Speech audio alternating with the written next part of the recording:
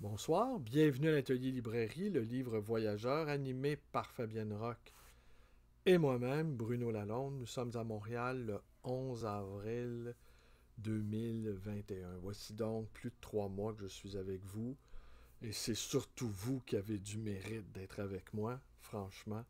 Certains d'entre vous sont là depuis tous les soirs. On est un petit groupe, on se réunit autour de cette figure un peu étonnante du libraire que je suis. Et à quelques reprises, je vous dirais dans le dernier mois, il y a eu des moments où je me suis dit, peut-être ce soir, euh, ah, peut-être ce soir je ne ferai pas de vidéo. Mais je réapparais avec des subterfuges. Je dois vous confier que les 4 dernières vidéos où je suis allé prospecter dans le sous-sol, eh bien, les cartons de livres m'ont donné les éléments pour pouvoir gloser. Alors, des cartons de livres entreposés, il doit y en avoir autour, peut-être 300 cartons de livres, environ 12 000 livres. Une partie sont destinés à mon activité de libraire. Une autre partie, ce sont des livres que j'ai lus parce que j'ai commencé à constituer cette, cette bibliothèque personnelle, cette deuxième bibliothèque. Parce qu'en fait, en fait, non. C'était. J'ai eu une première bibliothèque enfant. Après, j'en ai eu une autre, adolescent, jeune adulte. Et celle-ci date d'autour de mes 19 ans. À partir de mes 19 ans, j'ai commencé à garder tous les livres lus, tous les livres que j'estimais avoir le temps de lire. Et, euh, et je m'interrogeais, la... je me lève très très tôt, vous savez, à 4 heures du matin, 4h30, je commence à réfléchir. J'aime précéder l'aube et tout aussi loin que je me souvienne, j'ai toujours été en quête de livres. Mais toujours, toujours, toujours. C'est enfant, à 7, 8, 9 ans, par moi-même, j'allais dans les librairies. C'était pas mal singulier, je ne rencontrais pas d'autres enfants qui faisaient ça. Et les librairies étaient au fond mes terrains de jeu. Alors c'est pas si étonnant que je sois devenu libraire, c'est même dans l'ordre des choses. C'était d'ouvrir une librairie, au fond, c'était la seule manière de gagner ma vie euh, et de rester toujours, toujours, toujours, toujours dans le monde des livres. Et plaisir qui s'est ajouté au fil des années, c'est que je me suis retrouvé à tous les jours aussi avec des passionnés de la chose imprimée.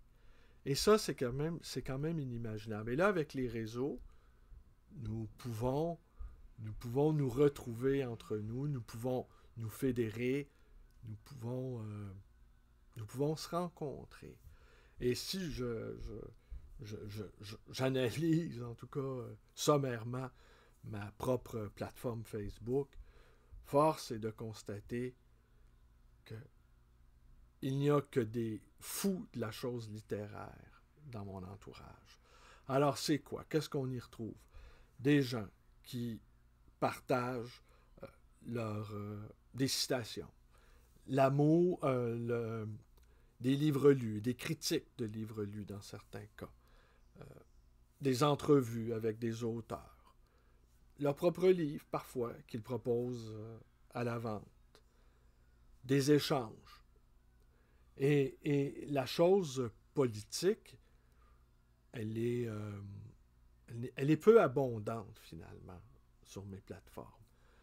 Quant aux affaires, bon, quant aux affaires sociales ou les faits divers ou le sport, eh bien, c'est presque absent. Alors, mon entourage virtuel est composé de poètes, de philosophes, de lettrés, de gens qui au fond, poursuivent une quête de sens. Et, et voilà. Et donc, ce soir, dans le dernier mois, à quelques reprises, j'ai senti que peut-être j'avais pas tant de choses que ça à vous dire ce soir. Alors, j'ai eu recours à ce subterfuge d'aller prospecter dans mes, dans mes propres, dans mes propres archives, dans mes propres lectures. Et là, évidemment, quand on prend un livre, ça nous renvoie à un autre livre. Et on vit dans une sorte de rêve arborescent, hein, où toutes les lectures se renvoient les unes aux autres. J'ai même prétendu ici, sur cette plateforme, il y a peu de temps, que, au fond, les lecteurs, ce sont des accidents dans la vie des livres. Hein. C'est comme si on déboulait ou il y avait un carambolage. Là. Au milieu des livres, les lecteurs font des tonneaux. Et c'est nous qui sommes des accidentés de lecture. Celle-ci risque d'être courte parce qu'effectivement, je pense pas avoir tant de choses. J'ai pensé vous parler de ceci, de Anne Ancelin Schutzenberger, Le plaisir de vivre. Elle a écrit ça, elle avait 90 ans. Et elle évoque cette notion qui me semble assez compliquée parce qu'il y a plusieurs niveaux de réflexion qui peuvent s'y greffer. Et bien en plus, j'ai un petit peu de difficulté avec ce mot. C'est le mot sérendipité. Alors, la sérendipité, c'est un état un état psychique qui nous permet de... C'est un état de vacances, je dirais, de l'esprit qui nous permet de faire des découvertes généralement scientifiques ou des découvertes poétiques ou des découvertes sur soi, mais c'est relié aussi avec le... Et c'est, semble-t-il, plus important que cela, mais ça serait relié à la théorie de la synchronicité de Carl Gustav Jung. Et elle, Schutzenberger, elle a écrit ce livre, elle avait 90 ans. Donc, et elle nous explique au fond c'est quoi les plaisirs de vivre.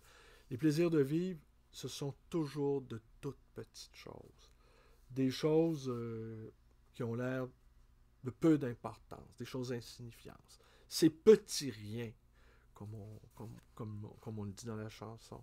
Alors, ces petits riens qui s'accumulent au fil d'une existence, qui fait que c'est comme ça qu'on se retrouve à tisser du sens à son existence.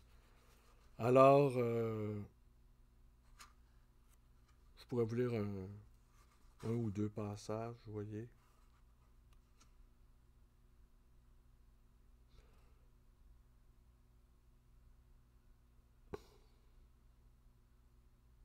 L'une des choses que j'ai apprises avec l'âge, ou plutôt qui s'est imposée à moi, est que l'on peut prendre plaisir à vivre à tout moment, dans n'importe quelle situation, de bonne ou de mauvaise santé, voire de souffrance, et que ce plaisir de vivre améliore la situation, quelle qu'elle soit. On a beaucoup dit et écrit que les gens sont égoïstes, mais ce n'est pas mon expérience. J'ai rencontré une foule de personnes qui se dévouaient à autrui, au point de s'oublier elles-mêmes et de finir par être victimes de leur dévouement, faute d'avoir su se ressourcer. La maxime « aime ton prochain comme toi-même » sous-entend que l'on s'aime soi-même et que l'on s'occupe de soi. Françoise Dolto, dans son commentaire du Bon Samaritain, explique que celui-ci aide autrui, mais sans se détourner de son propre chemin et en ne faisant que le minimum nécessaire. Il donne un coup de main à son prochain, ne se sacrifie pas et ne se transforme pas en sauveteur, ce qui ouvrirait la porte au triangle pervers de Karpman, où le sauveteur devient souvent victime, et de victime persécuteur. Apprendre à se ressourcer et à prendre plaisir à la vie est essentiel, mais souvent difficile.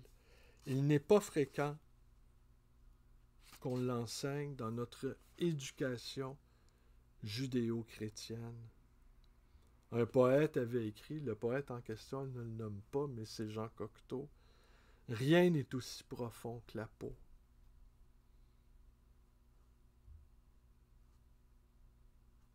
Prendre plaisir à sa vie, prendre à se faire plaisir régulièrement et chaque jour, est tout un art et une science, difficile à acquérir, mais je le répète, il est vital de le faire.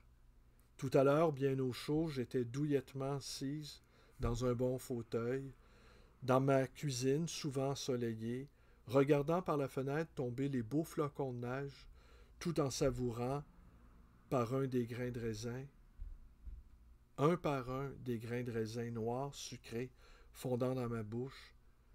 Je n'avais que la main à étendre pour prendre un petit mug de thé chaud ou me lever si je voulais le faire couler du haut pour l'aérer, comme on le fait en Tunisie. Ouais. Là, elle cite Colette aussi. Colette, hein, cette grande auteure, Colette, qui avait une écriture très sensuelle et qui décrivait avec une parfaite sensibilité la lumière du matin émergeant à travers les persiennes, le soleil faisant briller les toits de Paris, l'aube brumeuse dissipée justement par ces rayons de soleil. Et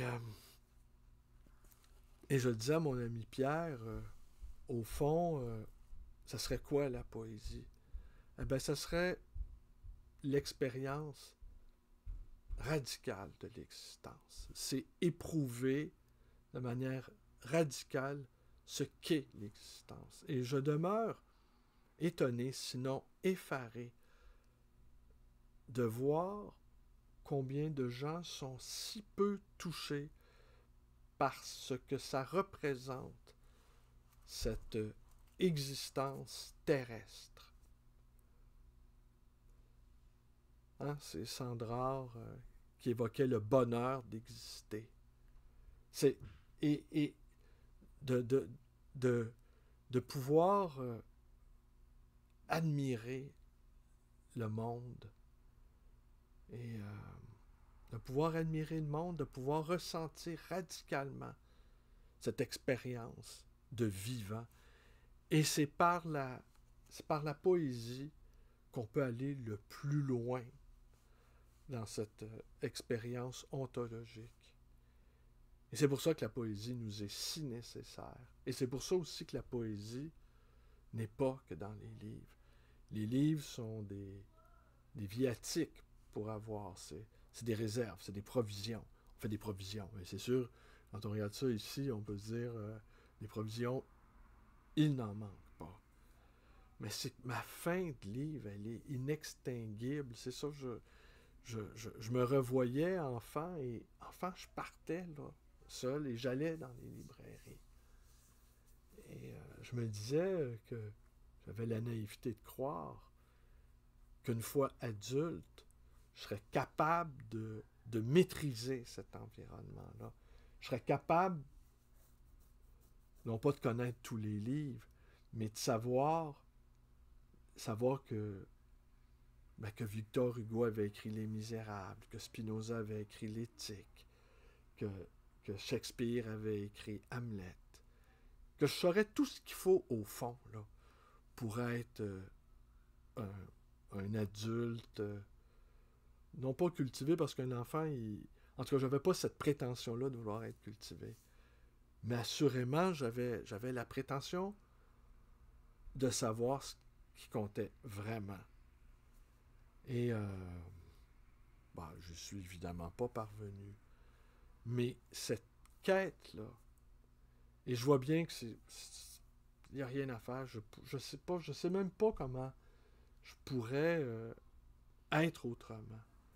J'ai besoin de livres comme, comme un oiseau a besoin du- de l'espace et du ciel pour pouvoir s'ébrouer.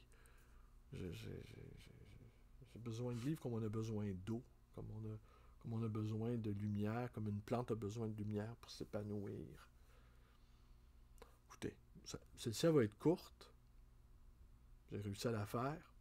J'ai pas eu recours à des expédients un peu fallacieux en ouvrant des cartons et en glosant comme ça sans trop réfléchir. J'aime bien ça, pas trop réfléchir. Hein? Alors, ben écoutez, ça va être tout pour ce soir. Hein? 16 minutes, c'est bon. C'est tout. Alors voilà. Alors à demain. À demain pour une suite. Sans doute, j'aurai des choses peut-être un peu plus intéressantes à vous dire. Peut-être pas non plus. Mais en tout cas, bon, je vous remercie d'être là. Je vous remercie toujours d'être là. En fait, si vous n'étiez pas là, ben, je ne serais plus là, tout simplement. En fait, c'est par vous que j'existe. Autrement, évidemment, je poursuivrai mes activités, je continuerai mes activités de libraire, mais je me dirais pas, comme là, le soir venu, là, après une journée de travail, parfois, faut que j'aille faire ma vidéo. Il faut que j'aille faire ma vidéo. Ben oui, faire des vidéos. C'est une drôle d'idée, mais c'est ça la technologie qui permet cette chose-là. Pendant que nous pouvons, hein. Là, vous voyez, il est 8 heures, à Montréal, en tout cas, au Québec, Montréal et Laval, le couvre-feu vient d'être rétabli à 20 heures. Et la situation pandémique euh, est loin d'être réglée au Québec. Moi, personnellement, en tout cas, je m'attends à ce que nous soyons à nouveau fermés autour du 20 avril. Je m'attends à ce que les cas continuent de monter et que le gouvernement décide de suspendre nos activités commerciales. C'est ce à quoi, il y a quelques jours, j'ai eu un petit spleen comme,